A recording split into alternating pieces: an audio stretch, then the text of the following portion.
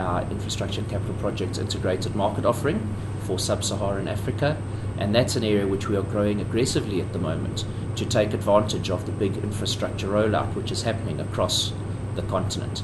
Most people are aware of the spend coming in South Africa, the 3.2 trillion which is forecast to be spent, but at the same time we're seeing similar growth happening across the rest of the continent.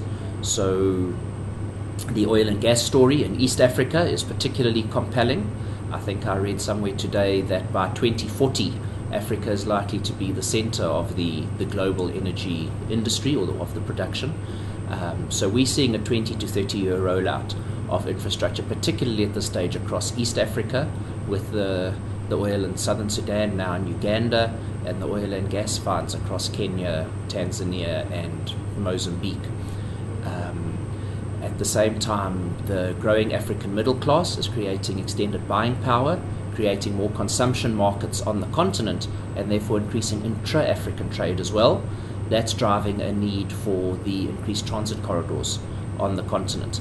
At the moment, we're very, very bad. The trade all happens around the edge of the continent because the logistics is fairly bad into the center. So I read the other day that to get a container from Burundi to Japan, 80% of the cost of that is incurred getting it from Burundi to Mombasa.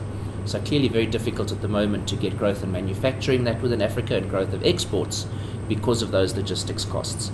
So the AU has got a program to look at north-south. I think there's 2 north-south and 3 east-west corridors, looking at opening up logistics across the continent and therefore increasing the extent of intra-African trade to satisfy the needs of the growing African middle class.